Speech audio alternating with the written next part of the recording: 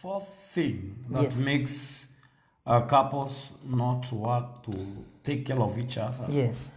is when humility fails and pride takes over. So when humility fails and pride has taken over, Yeah. a couple will not take care of each other. So we say to take humility for you to be a servant. Servanthood is attached to humility. Amen. It's meekness that makes you to serve. And some sacrifices, because marriage is about sacrifice. You don't enjoy without sacrifice. You have to sacrifice. Yeah. You live a life of sacrifice. And this is what makes the couple happy in return, because you have sacrificed. There are so many who wish to be happy, but they are not ready for sacrifices. So when they are not ready for sacrifices, they will meet themselves not happy as they would have liked. We say what determines the output is the input. What you put in that marriage is what comes back to you. But if you put nothing and expect a lot, is unfair, even to the system itself. So we say transparency that we need so much in marriage to become one is the work of humility. When you humble yourself, it's humility that makes you to be naked before the other person. It's humility that makes you teachable and try new things together. It's humility that makes you submit. It's humility that makes you love. It's humility. There's so much that is there done by humility. It's humility that makes you say sorry when you are wrong. It's humility. Humility works in many areas of our life. So when humility has failed, we say now, and pride has taken over, then we lose the quality that we are supposed to have. In the book of Ephesians, we are told to be completely humble so that you can pursue unity.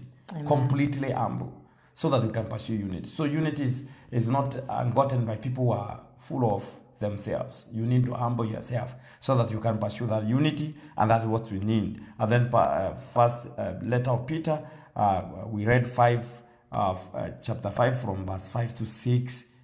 Is teaching us a lot about that, and God will resist those who are proud, and then He will give grace to the humble. So humble help. The same way we learned from the book of James again 4 from verse 5 and 6 is about humility. So when you humble yourself, and God will give you more grace. So it's about humbling yourself. As a man, you humble yourself. As a woman, you humble yourself. You don't seek praises for the things that are obvious. Because sometimes, I say, as men, sometimes we seek praises from things that we are not supposed to be praised. We have the foundation. And foundation, there are some things that you will do and you will never be recognized. You will never be seen because you are beneath, you are buried. So... And that does not mean that... That means that does not mean you are not working. Yes. You are working. Praise you are the Lord. foundation. And you are doing something as a foundation. So we encourage men, don't look for praises for paying rent. That's your work. Don't look for praises for educating your own children. That's your job. Don't look for praises. Praises for doing obvious, paying bills. That's your responsibility as the man of the house. But when the praises come, without you seeking them, it's okay. Take them. Appreciate what they are doing in your life. Appreciate. But don't take praises. Look for praises from some places that you are not supposed to look for. You are the foundation. The foundation does not go out. Sometimes you may not be noticed. Children may be noticed, and the wife may be noticed because you are carrying them. You are the foundation. So this thing must happen in most of marriage. Humility is a key thing. That is what we can use to be in the presence of God and to receive the blessings that we need to receive in the name of Jesus. Now, I want us also to understand number 5, that's where we covered last. Yes. That some couples are feeling that they are contributing more than their partners. Maybe it's man. Man feels, I am doing a lot, and the woman is doing very little. Or the woman feels, I'm doing a lot in this marriage, and my husband is doing very little. So I feel that I am the one carrying this marriage. I am the one who is doing this work. I say this. Let me start with this so that everyone will understand. Yes. When a man withdraws himself and the woman feels the heat, it's okay for the woman to feel like, I am doing what I'm not supposed to do. Because woman is not supposed to carry the weight. The woman is not supposed to take care of her husband who is doing nothing. She is not wired to do that. No. Even in this generation, I think there's something that is need to be done. Because we have settled some cases. Men... I'm becoming lazy. Some of them, they have become very lazy. And they just locate a lady who is able. She's working. And from there, he proposes. And because some ladies, I don't know whether it's being so desperate. They marry. One lady called me and she told me, what can I tell my friend? Because right now she's in pain. She got married to a man whose business is just to watch television. The lady goes to and the sleep office. With her. That's the only thing that he does. No. Can you imagine? The work of this man is just to sit in the house, watch TV. He cannot even wash utensils. The lady goes to the office, comes in the evening, and she has prepared the lunch for this man. Now, the lady bought a car. And the man just convinced the lady that they can sell that car so that they can buy another one, at least for the man to begin doing some business with the car, the smaller one. The pain was this. The car was bought. No, the car was sold. There was no any other car that was bought, and there was no money. And this man just, when he's asked, he becomes bitter. He becomes bitter, and he threatened to leave the lady, only to find out that he was in another relationship and he was enjoying money with another woman. And that's not the first case. There are cases, several cases. You have also seen a man he's there and he's going maybe to church, and from there he locates a working lady. And now from there, the man is just comfortable. That's perversion. We say, but the man is the one who is supposed to take care of the woman. If we are talking about the finances, because a man must have a vision, a means of provision. A man must have a vision, a means of provision. Yes. So you must have a vision and means of provision because you are the provider here. Yes. And the woman now comes to help. The woman becomes the helper. Yeah. So if the man does not have the vision and the means of provision, he will not be able to sustain that marriage. Yeah. And he will not be able to help. So the man must think, what is the means? What means am I supposed to use to provide for my family? And that must be answered by the man, not by the woman. And then the woman comes there to help. Yeah. So once the woman is left to carry the burden, she is not wired to be foundation. So there are some stones, they are cut from the quarry, but they are not for foundation.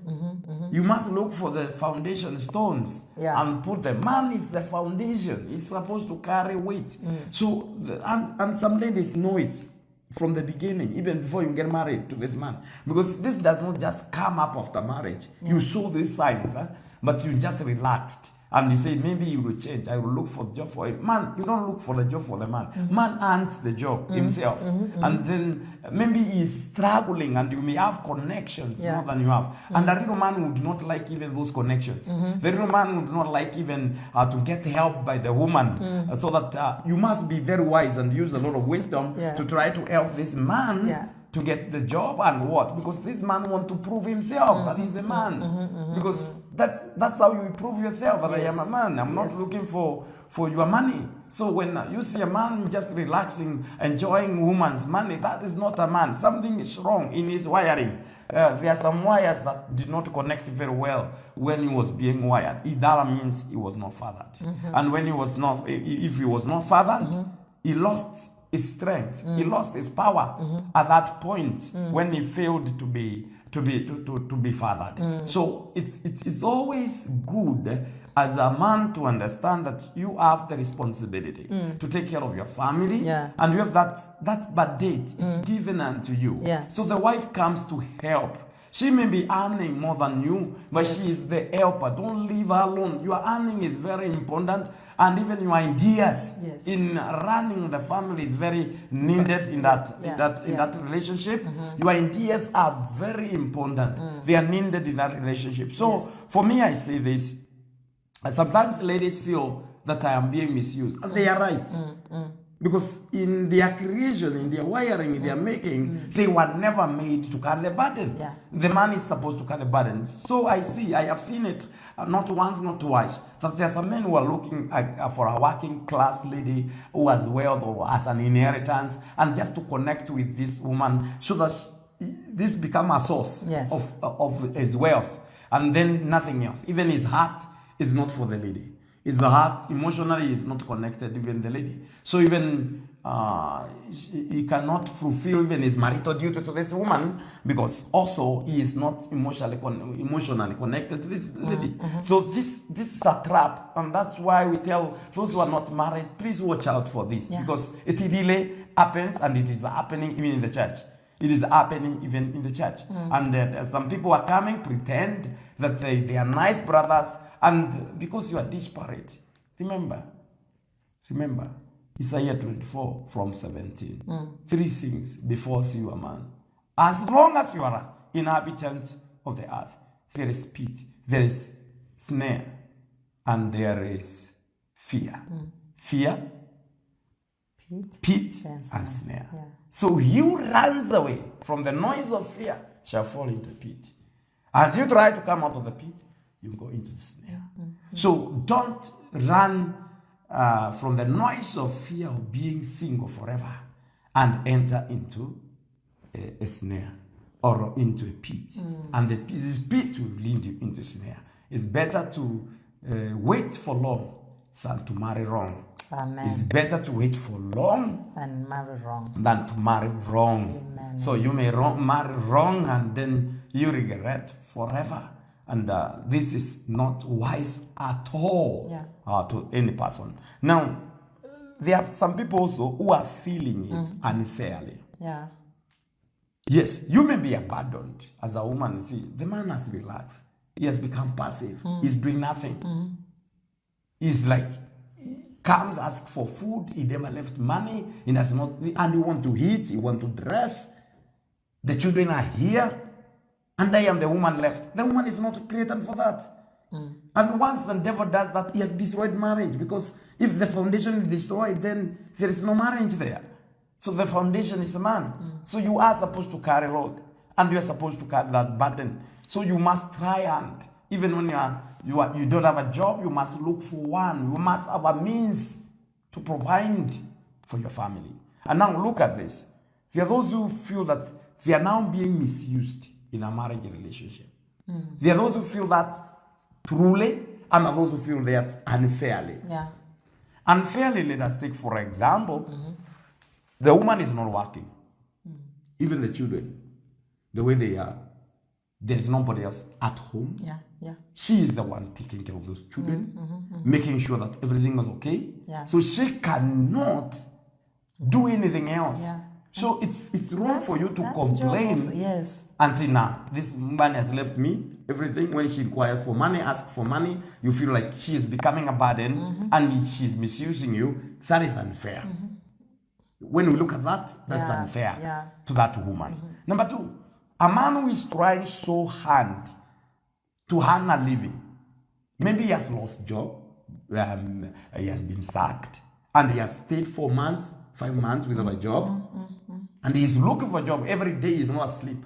He wakes up, out, he goes. Some even comes, when you go out, they help you. Even the house duties. They can clean, they can do everything before you come, because you are the one working. Then they go out and they will give you an account. I finished this. I went out to look for a job. I have not got a job yet. But you as a woman begin to mistreat this man. That's not You mistreat the man because you think, I'm a woman. Yeah. And my money is not supposed to be used to sustain this marriage. I am the one paying bills. I am not supposed to be the one doing all this, taking care of this, paying the school fees. I am not supposed to do that. This is unfair. Yeah, it's very. And that is unfair. That's where I say now, pride has taken over. When pride takes over, now you think you are doing all things, or you are doing the best in that marriage. You are doing the best. You are the one doing it. Your friend is not doing it. Your partner is not doing it. You feel you are the one who is doing that. And that is also unfair.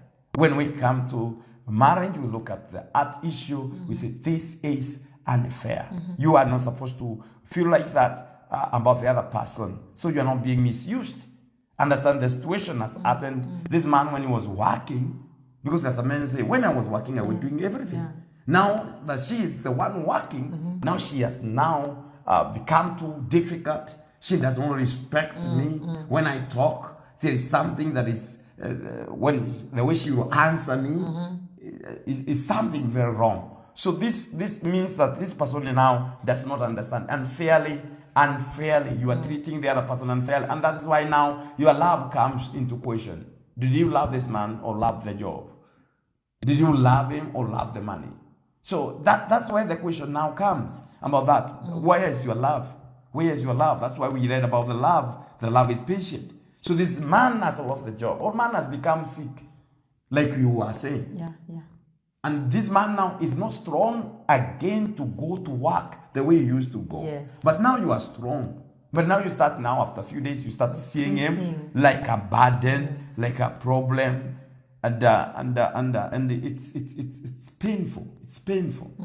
Like a lady, there's a lady, and this is a story that some people should learn from. The husband was working for a very good organization, and he got an accident. Unfortunately, he injured himself and he could not walk for a while. He could not walk for a while. So what happened after this period of suffering? Yeah. The man went through hell. The wife was kind for some months, starting few days, months.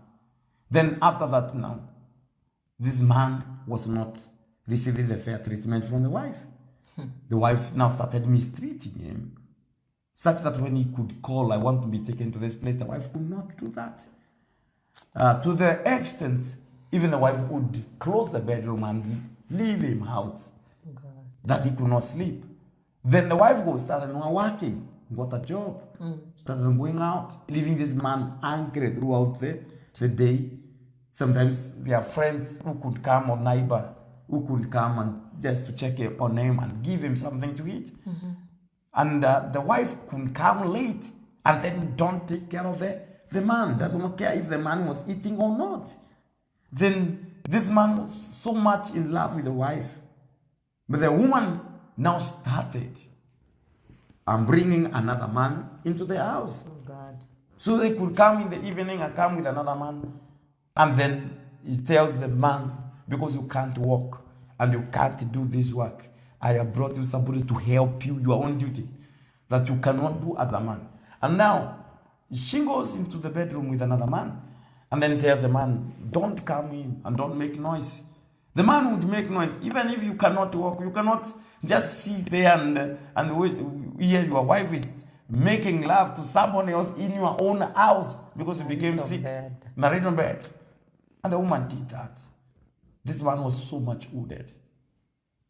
And one time, he was able to go out of the house. And Good Samaritan came and helped him. And went to the place of work where he was working. Because he wanted to understand why they stopped to send him some money and what. But he met that the money has been sent. It's the only reason he could not get the signal, he could not understand, he could not go to the bank, he could not do this. So he went and met that there was money. He communicated to somebody, and a relative came and then helped him. He went to hospital. And they got a good doctor who could take care of him. And they did an operation. And after a few months, the man was walking. Walking and standing and doing everything. And this man was a nice man. He never wanted to punish the wife because of what the wife was doing. But the wife, because of the life she entered herself, she ended up herself also injuring herself. So she was also hit by a fast-running motor vehicle, and she got injured also. And this man took her to the best hospital.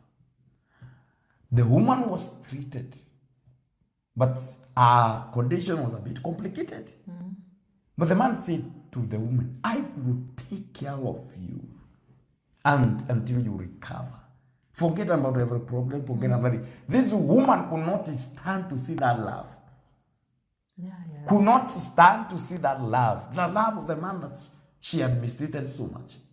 And then finally, she did not make it from that injury and that problem. She left out of her stress. Imagine you are loved, but you get stressed because of love. Yeah, because she was guilty. She was guilty. Yeah. That guilty took her out of the world. But this man mourned for many years because he could not believe that the wife was gone, and he wanted to show her love. He wanted to show her love. So I want this to be understood by many couples. Your love can be tested by what you go through. Your husband can be sacked for your love to be tested. Your wife can be sick for your love to be tested. That's the love and faithfulness that's being tested there. So what do you do? Do you feel that your partner is unfair to you because he has been sick and he cannot work and earn what he was earning? Can you feel because your partner now, like this time of COVID-19, most of people, they are not having job. Their institution stopped. They have not been called. Some few people are being called now back. But others, they are earning even zero. Others are earning a quarter of what they were earning. Now, I was dealing with a case where the man was telling me, I am in trouble. This is the time when COVID-19 things were so bad, not like now. He used to have a place where he had computers, he was making posters, doing designs and what. And the shop was closed. Remember, most of his customers were pastors who were doing conferences and crusades and what. No pastors are no conference, there are no crusades. So all these things were stopped. But see, my wife is giving me hard time. Oh my God. She is demanding money and she knows where I was getting money.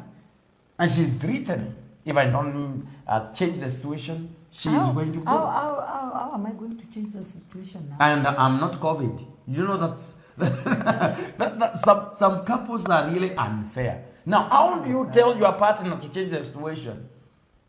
When the business, you know the business you are using to gain money, the business is closed. Actually, you should be an encourager. You should be encouraged. You know this person is a teacher and taught private school. I was doing that. Now, the private schools, they are not learning. They are not paid. They are not government bodies that pays their teachers, even when they are out. How do you expect this man to earn? He was working somewhere and now there is no job. Where do you expect him to get money from? So this kind of demands also, we see them unfair from couples.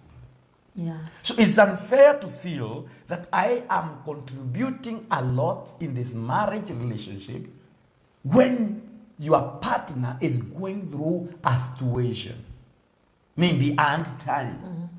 He's going through some challenge. Yeah. And then you feel it's unfair.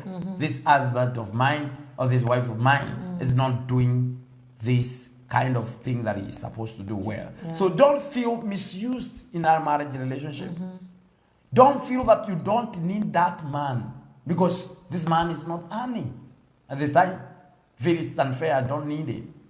It's wrong to feel that. Don't feel that I don't need this woman. That this woman has become a burden because now she's not working the way she was, or she is not well the way she was. And this is happening, and this is creating a lot of problems in marriage. So that's the situation now we see. A woman stays for 2 years, 3 years. She has not received even an handkerchief from the husband. A woman stays 3 or 4 years. She has never seen a shoe from the husband. And she sang a song until she stopped. Yeah. And she said, I must do something else. And this man is now earning, but see, the woman, the clothes that you have are enough. Let me tell you, man, you can survive with 3 shirts, 4 shirts, 2 suits, 3 suits, and you appear okay. The woman, when the wardrobe is full, still she does not have clothes to wear. Yeah. She will say, nothing here. Yeah. Nothing. And when you hear don't the have- wife saying, I don't have a dress, she's not talking to the wardrobe. She's talking to you. She has not told you, but no, the message is coming to you. That's nothing to wear. Don't have dress. I don't have something to wear today. I don't have something. And when you look at that wardrobe or the place where they keep their dresses there. But she can't fight. Because she is not like us. You are comfortable with your shirt. You are comfortable. But she is not. She is not. She is not comfortable with her hair. You give her long hair, after sometimes you want short. After you give her short, she wants long. And your head stays like that almost every time. When you shave, and you stay like that. And you are comfortable. Sometimes I enjoy my wife ask, what about us? You see, we stay like this always. You are men. We are women. And that is what we should understand. Yeah. We should understand we are men. They are women. And if we understand that, I want to tell you, we will not have a problem. We will not have a problem. We will be there to help and to support what they want. That's right. In life. So it's wrong for your wife to feel that you have left it. You have left her when you have a power to do that. Also, it is wrong. Even when your husband knows us, the man cannot tell you, I don't have a shoe. He cannot tell you my suit is torn. Yeah. He cannot tell you.